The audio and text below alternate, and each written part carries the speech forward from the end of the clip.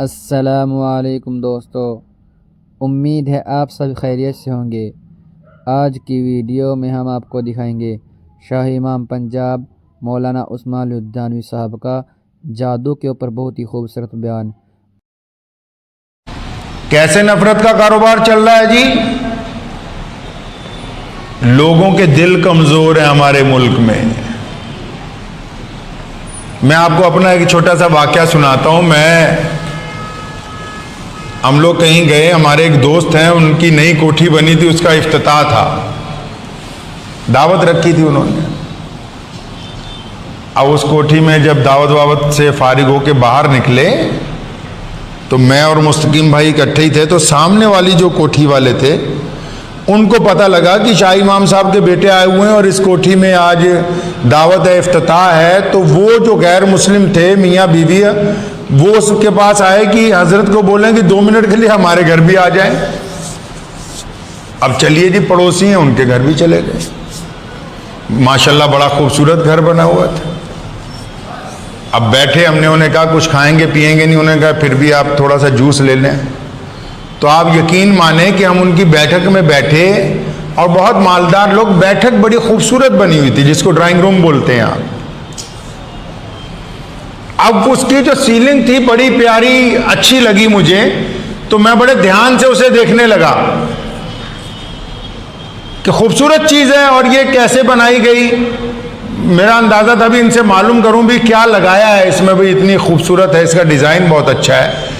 मैं अभी 2 मिनट उसको देखा तो उनके घर की जो बड़ी खातून थी वो सामने आके हाथ जोड़ के खड़ी हो गई कि आप सच सच बताओ मियाँ जी क्या नजर आ गया है, बताओ, हमारे घर में तो साया ही बड़ा जबरदस्त है। अब जो वहमी लोग होते हैं ना, जब वो ये हरकत शुरू करते हैं यहीं से कारोबार शुरू हो जाता है। अब ये जो डुप्लीकेट शिकारी है जिसने कपड़े जो है पहन रखे सूफियों वाले, कहने लगा हाँ जी नजर आया, तोड़े घर तो साया ही बड़ा भारा है। आप अंदाजा लगाएं 21वीं सदी में जी रहे हैं। ये पता है कि मोबाइल बिना सिम डाले हुए नेटवर्क नहीं पकड़ेगा, फिर भी घोड़े की नाल और हंडिया अपने घर के बाहर लटका रखी है कि ये आफतें रोक देंगी। ऐसी कोई भी चीज किसी के ऊपर आने वाली आफत को नहीं रोक सकती। अगर तावीजों के साथ दूसरे को अपने काबू में कर लिया जाता, हम ना काबू में कर ले अमेरिका के प्रधानमंत्री को, है जी। बैतुल्लाह में रोजाना दुआ होती है पूरे फलस्तीन के लिए, और फिर क्या करते हैं, जो आता है तावीज लेने, नफरत कैसे फैला देते हैं कि अच्छा तुम्हारे घर में ए के साथ किस किस का नाम पड़ता है। उसने कहा जी मेरे फलां चाचे का लड़का, उसका नाम ए से एहसान है जी, फलां है जी, उसका नाम अनिल है जी, फलां है जी, उसका नाम ये है जी, अच्छा ठीक है। एच से कितने लोगों का नाम है, उसका जी फलां का नाम है, ठीक है, अच्छा तो फलां। तो उनको अपने 500 रुपये खड़े करने के लिए हम बता देते हैं कि फलां जो लफ्ज का आदमी है वो बंदा तुम्हारे ऊपर कुछ करवा रहा है। अब अंदाजा लगाएं कि 500 रुपये कमाने के लिए इन 2 बंदों के दिलों के अंदर नफरत पैदा कर दी, 2 बंदों के दिलों में नफरत पैदा कर दी। वो फिर आता है दोबारा के जी बार बार। आपको पता है ये जो छिपकलियां दीवारों पर फिरती हैं, अगर आप कभी जाएंगे जानवरों के डॉक्टर के पास तो ये जब छिपकली प्रेग्नेंट होती है तो ये खून की पिचकारियां मारती है। अब जितनों के कपड़ों पे खून के छिट्टे पड़ गए, वो सुबह ही किसी बाबे के पास पहुंच जाता है, बाबा जी छिट्टे पड़े हुए हैं। हाँ तेरे घर का तो हालात खराब है भाई, तू टाइम ते ही आ गया, नहीं तो काम निपटन वाला ही तेरा बस। घर में आप कोई गोश्त लेके आए, लिफाफा लाए सालन, अब ला के कुर्सी पे रख दिया, टेबल पे रख दिया, अब वो खून वहां लग गया, वो उठा के किचन में चला गया, किसी का रुपट्टा वहां पर रखा गया, किसी के कपड़े रखे गए, अब उस पर लग गए हैं जी दाग खून के, जी मामला खराब हो गया, अब इस घर की तबाही तैयार है जी। बस कई तो ऐसे मिलेंगे आपको कहेंगे बस आज तू टाइम ते आ गया, अगर 1 घंटा और लेट हो जाता काम तो मुक गया सीगा जी। बस अच्छे लोग बाबे बने हुए हैं जो बेले हैं, जो कहते हैं उनको पता काम ही यही है, इसके अलावा अच्छा काम ही कोई नहीं। और आपको एक तजर्बे की मैं बात बताता हूं, आप कभी देखिएगा इसको जाके, वो भी सुने जो इसका कारोबार करते हैं, जो लोग इस तरीके के साथ दौलत कमाते हैं, और जो बेवकूफ बन रहा है वो तो अलग बन ही रहा है, वो सारी जिंदगी इस झगड़े में से निकलेगा नहीं। जो इसमें घुस गया तावीज गंडे के चक्कर में, जिसको वहम पड़ गया कि मेरे ऊपर जादू हो गया, मेरे पर टूना हो गया, मेरे घर के अंदर ये आ गया, मेरे घर में वो आ गया, हर काम नाकामी हमारी है, फोड़ रहे हैं भूतों के ऊपर। ये तो वो काम हो गया जिस तरह बैंक में डकैती पड़ती है तो दूसरे दिन अखबार में आता है 50 करोड़ चोरी हो गए, तो चोर भी देखते हैं कि भाई निकले तो 2 थे, ये 48 लगता है, बाकी महकमे वालों ने बना लिया कि अब ये खा जाएंगे। वही काम।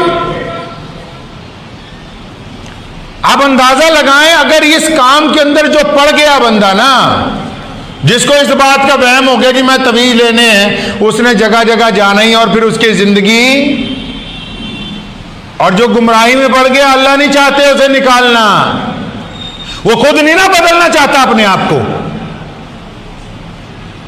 और मुसलमानों ने, कईयों ने तो ठेका ले लिया है। याद रखें, वो मुसलमान जो ऐसे इलाकों में रहते हैं कि जहां मुसलमानों की तादाद कम है, अगर वो रेडी चला रहे हैं, अगर रिक्शा चला रहे हैं और इधर उधर जा रहे हैं, और कोई उनको कहता कि जनाब कुछ कर दो, कुछ दम कर दो, ये कर दो, और इस कारोबार के अंदर लग गए, पैसे कमा रहे, आने वाली नस्लें मुतासिर हो जाएंगी तुम्हारी। देख लो, जितने तावीज गंडे करते हैं, या तो उनका कोई बच्चा बीमार होगा, या खानदान में कोई बीमार होगा, और सारों का दिमाग ही खराब होगा, सही नहीं मिलेगा। आप लिख के ले जाइए आप मेरी ये बात। जो बंदा पैसे कमा रहा है ना इससे, उसकी बात कर रहा हूं, ले देने वाले की तो बात ही बताऊंगा आपको क्या होगा उसका। अगर मैं ये धंधा पकड़ लूं, अभी मैं ऐलान करूं, शाही इमाम साहब तावीज देंगे सुबह से, आप यकीन माने 200 आदमी रोज आ जाएंगे, ऐसे भी रोज 20 वापस करने पड़ते हैं यहां से। लेकिन जो बंदा उसके पैसे अपनी औलाद पर खर्च करता है, अपने घर के ऊपर खर्च करता है, अब जो पैसा ही आया हो दीन को बेचने के बाद, और दीन प्रॉपर्टी किसकी है जी? अल्लाह की है और रसूलुल्लाह की है। और जो अल्लाह ताला की प्रॉपर्टी में, अल्लाह ताला की जायदाद में घपला करना चाहता है, उसको हजम नहीं हो सकता है वो माल। ये माल नहीं हजम होने वाला, ये निकलना ही निकलना हर हालत के अंदर। कुरान पाक में तो कहीं नहीं कहा गया कि आप लोगों को बुलाओ, उनको दम करके दो, उनको पानी पड़ के दो, उनको ये कर दो। आप उनके अकायद के साथ खिलवाड़ करके अपना घर चलाना चाहते हैं, चलेगा नहीं। बदतरीन असरात मुरत्तिब होंगे। वहम के मरीज हो गए हमारे यहां, हमारे देश में तो वैसे भी किसी को थोड़ा सा डरा दो, लोग भज्जे फिर दे कि अच्छा ऐसे करेंगे जी, वैसे करेंगे जी। अल्लाह के बंदो, पहली बात तो ये कि 90% लोग जो हैं ना उन पर जादू होता है ना टूना होता है। पहली बात तो ये पल्ले बांध लो अपने पास। जादू बरहक है, कुरान पाक ने उसका इलाज बताया है, लेकिन आप अंदाजा तो लगाएं जिसका इलाज करना है जी, अब वो बंदा कहे जी मैंने दवाई नहीं खानी। बंदा कहे मैं दवाई नहीं खाऊंगा, बस डॉक्टर साहब दवाई लिफाफे में डाल दो, घर में जाके लटका लेंगे। डॉक्टर कहूंगा ये महाबेवकूफ आदमी है कि ये कह रहा दवाई लटका लूंगा घर में जाके। पहली बात तो ये कि जो लोग तावीज गंडे के चक्कर में पड़ गए ना मेरे भाई, वो अपने आप को भी परेशान कर रहे हैं, अपने घर वालों को भी परेशान कर रहे हैं। वहम का मर्ज उनको हो गया है। गुस्ताखी की माफी के साथ कहता हूं, घरों में 60-70% तो ऐसे रहने वाले हैं, मर्द हो या औरतां हो, अद्यानु तो डुप्लीकेट जिन चढ़ जाता, वो कहता घर दे काम ही ना दसन मैनू, वो कहता घर वाले काम ही ना बताएं, बाबे नजर आने लापे है जी। एक साहब मिले जी, मैं शेख फरीद साहब आते, अल्लाह अकबर। आप अंदाजा लगाओ, जो बंदा ये दावा करता हो कि मेरे में आ जाते हैं बाबा जी, और बाबा जो अल्लाह का वली हो, क्या उसको ये नहीं पता कि ये नापाक आदमी इसमें आएगा कैसे? और जो अल्लाह के पास लौट गया उसने कब आना है? कुरान पाक में जिक्र है जादू का। और इलाज भी कुरान पाक में रसूलुल्लाह सल्लल्लाहु अलैहि वसल्लम ने हमें बता दिया। अब ये सुन लो बात, बिल्कुल वही मैं बार बार कह रहा हूं कि दवाई खुद खानी होगी। डॉक्टर अगर आपको बोले, कोई बाबा कह दे जी घर जाके आ लटका दो, किला ठोक दो जी, 50,000 का सामान ले आओ जी, ये जलाएंगे जी, वो जलाएंगे जी, अल्लाह अकबर। सबसे पहले लिखा है मुहद्दिसीन ने कि अपने दिल को पहले पाक करना होगा कि नफे और नुकसान का मालिक कौन है? अल्लाह है। और फिर सही बुखारी की हदीस है, प्यारे रसूल सल्लल्लाहु अलैहि वसल्लम ने फरमाया कि जिस घर में सूरे बकरा पढ़ी जाती हो, जिस घर में सूरे बकरा पढ़ी जाती हो, उस घर में कोई जादू का असर नहीं हो सकता। हुण कई कहते सूरे बकरा ना पढ़नी पड़े, खुद अपनी जुबान से ना कुरान पढ़ना पड़े, दे दो लटका लो, तो फिर लटकाने से होने को वाला कुछ नहीं है। डॉक्टरों के पास जाना छोड़ देना, घर में ही रहा करें। बच्चों को बोले दवाई लेके बाहर दरख्त पे लटका दो भाई। रसूलुल्लाह सल्लल्लाहु अलैहि वसल्लम पर जब आज जादू किया गया तो कुरान पाक की आखिरी 2 सूरतें जो हैं, आखिरी 2 सूरतें जो हैं वो नाजिल ही इसीलिए हुई, आप पढ़िए, आपका मसला हल है। और जो लोग कुरान पाक पढ़ने के बावजूद भी इस मसले में से नहीं निकल रहे हैं, तो फिर वो बदपरहेजी कर रहे हैं। क्या कर रहे हैं जी? अब एक बंदा शुगर की दवाई खा रहा है, बार बार चेक करता है शुगर हाई आ रही, दवाई सुबह दोपहर शाम खा रहा है। अरे दवाई सुबह दोपहर शाम खा रहे हो, फिर भी वो अपने मुकाम पर नहीं आ रही, क्यों? पता लगा जी दवाई भी खाता है, रसगुल्ले भी खाता है, दवाई भी खाता है, बर्फी भी खा रहा है, दवाई भी चल रही है, जलेबियां भी। अब डॉक्टर कहेगा कि भाई जब तुम परहेज ही नहीं कर रहे तो फिर दवाई का तो असर नहीं होने वाला। तो अगर जादू हट ही नहीं रहा, टूना हट ही नहीं रहा, तो इसका मतलब आप जाती जिंदगी में अभी अपने गुनाहों से परहेज नहीं कर रहे हैं। आपको इलाज के साथ परहेज तो करना था झूठ बोलने से, इलाज के साथ उन लोगों की नफरत तो दिलों से निकालनी थी जो अल्लाह और उसके रसूल का हुक्म है। इलाज के साथ जो रिस्क खा रहे हैं उसका जरिया भी तो हलाल बनाना था। अब हराम कमाई के साथ हलाल काम करने चले हैं, तो कीचड़ के साथ अगर कीचड़ को धोएंगे तो सारी जिंदगी चेहरे से कोई भी सफाई होने वाली नहीं है। जाते जाते एक और बात जहन में आ गई, वो भी सुन लो। आपने सुना होगा लोग जादू हो जाता है, टूना हो जाता है बहुत, है जी। तो ज्यादा जादू किन पे होता है भाई? जो गंदे रहते हैं। लोग भागे फिरते हैं ना जी, जिन आ गया, फला असर हो गई, कसर हो गई। ज्यादा जादू किस पे होता है?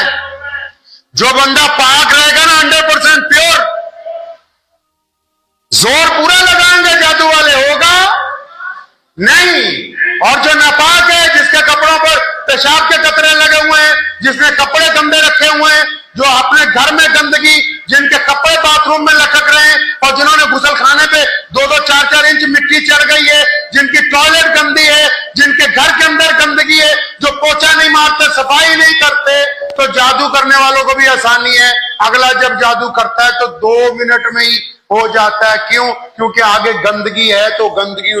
इसलिए अगर अच्छी तरह जीना है, परेशानी ना हो, तो खुद भी साफ रहिए, घर को भी, अपने मोहल्ले को साफ रखिए, गंदगी डालने वालों में अपना नाम ना लिखवाइए।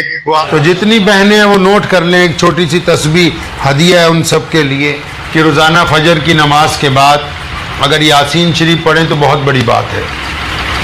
तो अल्लाह करीम उसके बेइंतहा, फिर तो किसी और अमल की जरूरत बाकी ना रहे।